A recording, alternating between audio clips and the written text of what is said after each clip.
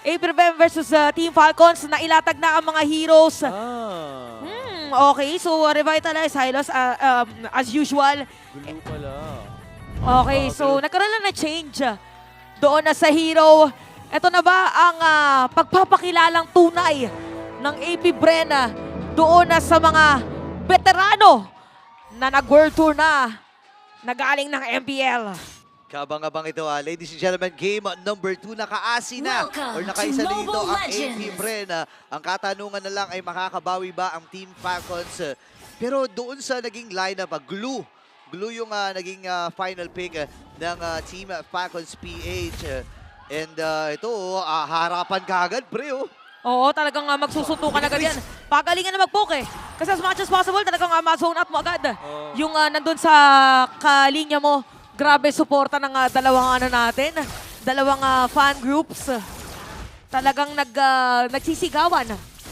Medyo malungkot lang dyan, medyo mahirap i-freeze yung Valentina kasi papalaga ka niyan. Okay. Nagkaka-XP din yung Val, pero yung ikot si Kekidot, medyo delikado siya ng taas. Oo nga, lalimata niya. Ako, pinag-washing na siya dito. Kekidot ay buhay pa rin. And nakatakas din naman. Actually, nagamit niya yung flicker niya doon sa naging tagpo na yon. Ang aga ng mga nababurn na mga spells dito. Oh, napaka-crucial niyan. Kailangan na kailangan talaga for Team Falcons. Sabi siguro nila, game number 1, pre, sobrang bilis nung AP Bren. Kailangan tayo naman mag-zone sa kanila. Kailangan hindi tayo mahuli. Pagdating doon sa mga objective, uy, yun. Wait lang Nang-headbutt. Ang gulo talaga ni Kekidot dito. And James Pangs as well. Siya nakuha ng crab doon sa baba.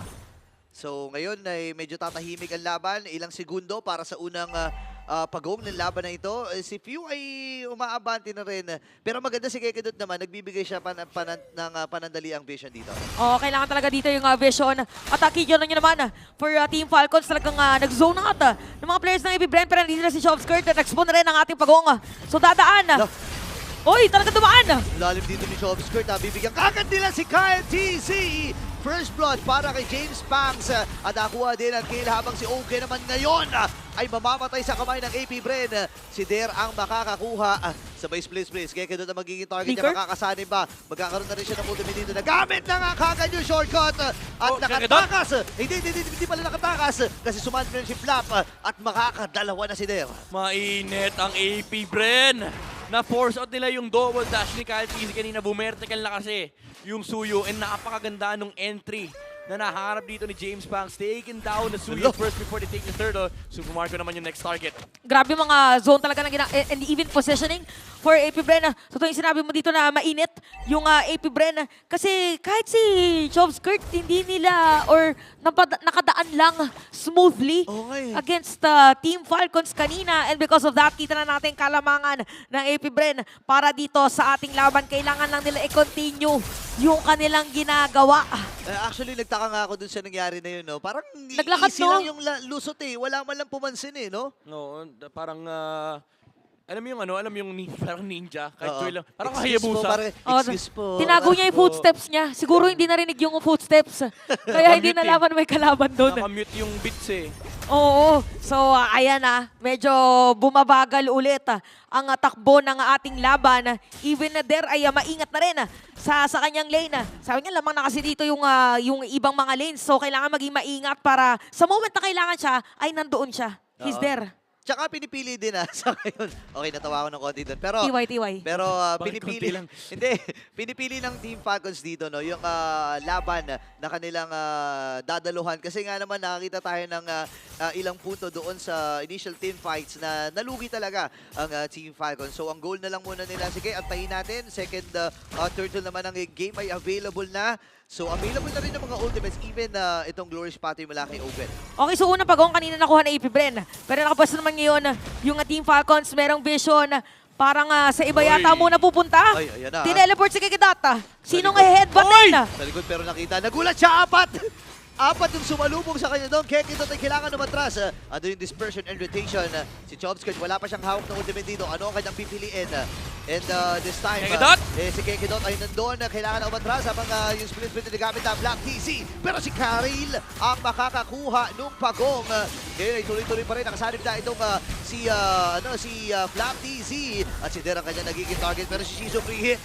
Pero ilalapag na rin yung Summer Super Makmak. ay susugod na rin. Pero kailangan umiska po ng AP Bren. Okay, naririnig na natin ngayon for Team Falcons na nakuha nila yung group kung paano ko kontrahin yung AP Bren. Parang detiretso na rin doon sa other objectives.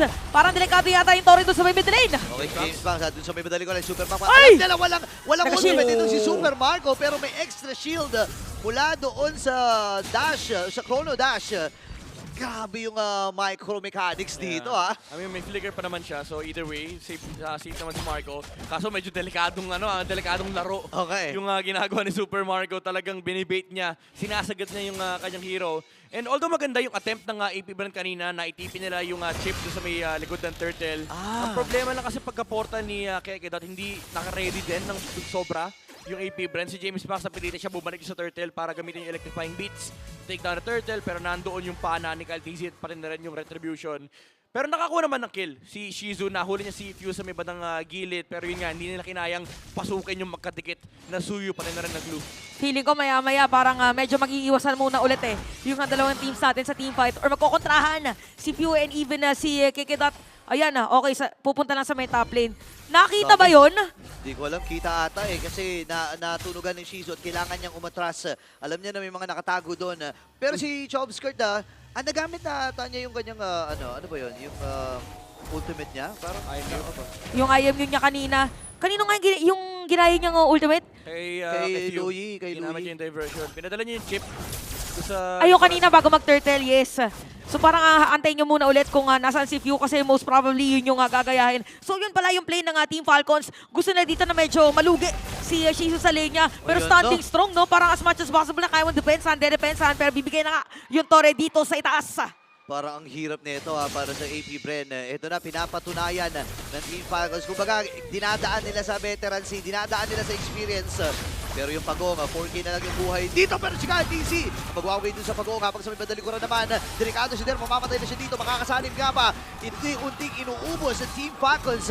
Ang AP Bren at si Shizu ang magiging next. Tuloy-tuloy ang pagabante. Ang dami mga nagaganap. Dito rin sa may gilid, meron pa. Habang yung dispersion ay aabot. Hindi, si Super Makmak ang makakalinis doon with that synchrovision.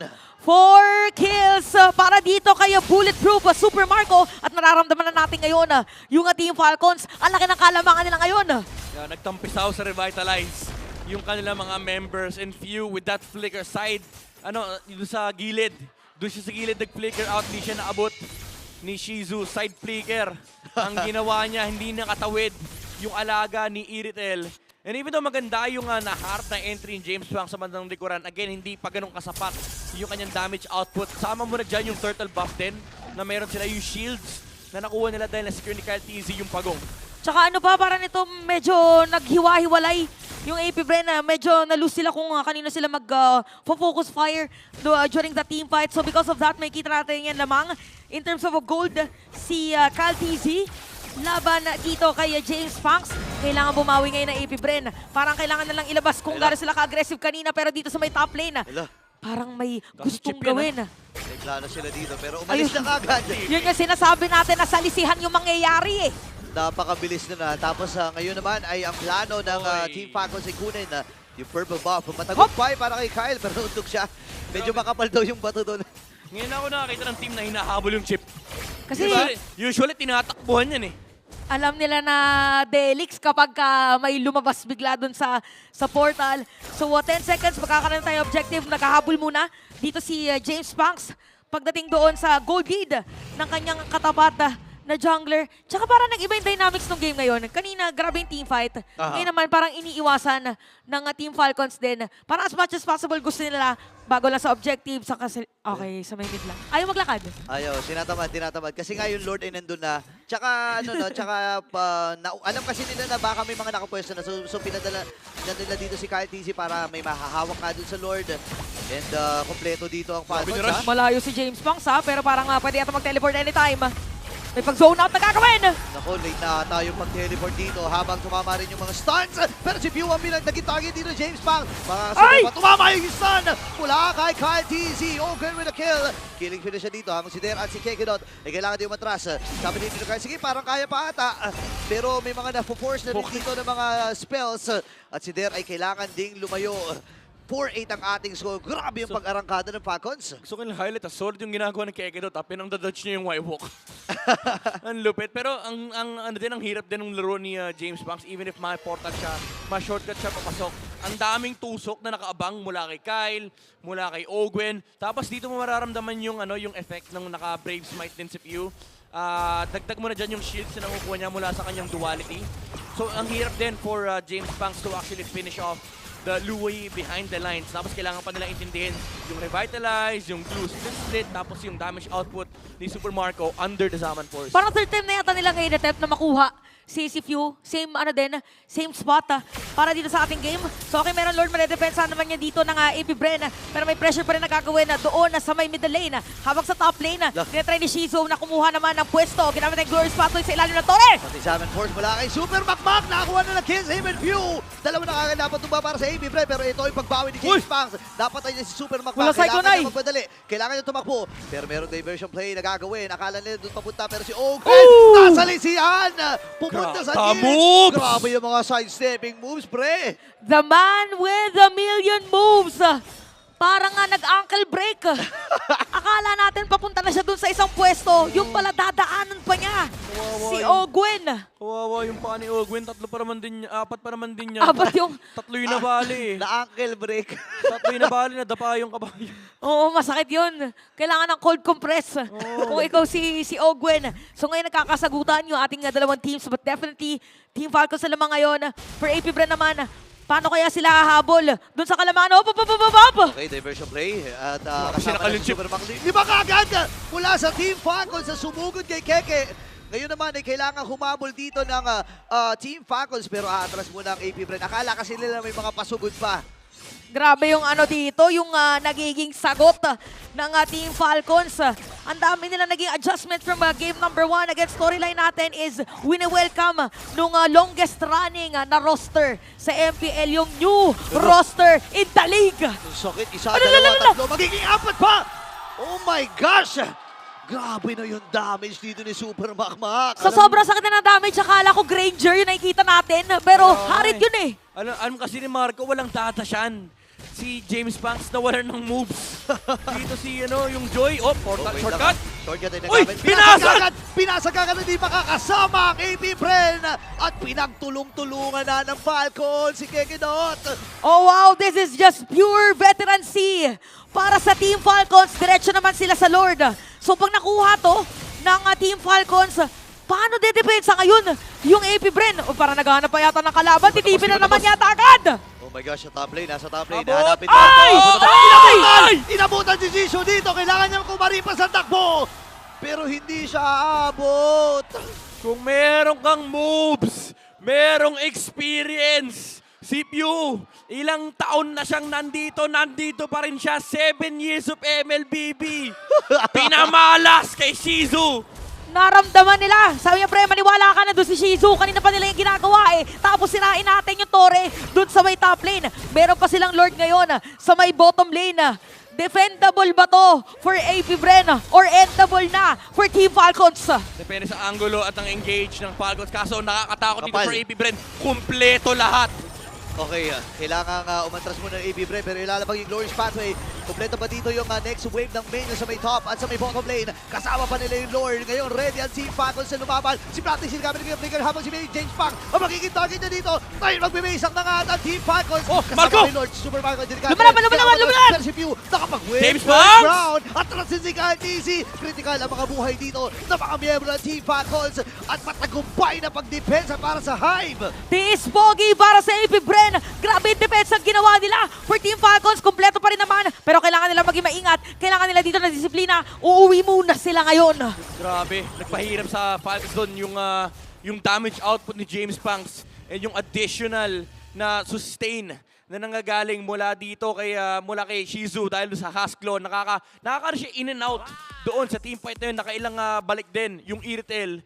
Pero yung Joy kailangan ng ingatan ng Team Falcons kasi kanina sinubukan na hindi pansinin. Pero nung pumunta ng electrifying beat, sabay-sabay sila naramdaman nila yung pagtugtog ng mga moves ni James Banks. Oh, ayan na naman. Ayan na naman. Kailangan marinig din nila ngayon yung mga patipi ng Team Falcons. Pero parang ang hirap ngayon, no? for AP Bren kasi bungi na yung base nila eh. Hindi Oo. pala bungi. Bungal. Bungal. Bumal na lahat na eh. Lahat na halos 90% na ng buong kamapahan ay maaari ng hawakan dito ng Team Falcons. Yung base ng AP Bren, kala mo si Ingan eh. Kalbo. Okay, okay. Sige, sige. Oh, Tama na, tama na. Tama naman. Pero kung babalik tayo dito sa laban na to, no, wala pang maaring sagot no, para dito sa Team Falcons.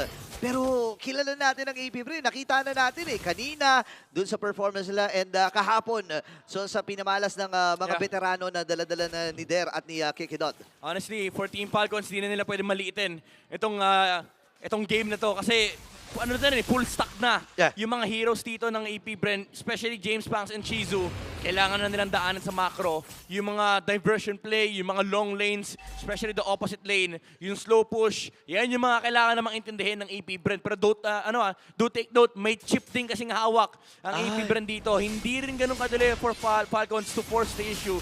Pwede nilang i-rush pero kailangan nila mahanap yung panggagalingan ng chip. Uy, nababalis natin yung Lord. Nakakuha na nga dito ng FIFA Falcons. Si Der, nakita na rin. Ikaw na si Der dito at namatay na nga kagad. Ay! Namatay din si Kikidot. Ngayon naman sabi Hinabol, ni hinabol, hinabol! Makapag-diversion at makakaligtas. Pero hindi! Sa likod pala pupunta ang Team Falcons. Dalawa na lang dito si James sa mamabagsak. At wipeout para sa Team Falcons. Ito na ata ang nalalapit na pagtatapos mula sa kupunan ng Team Falcons. At game number 3 na naman. Happy Saturday!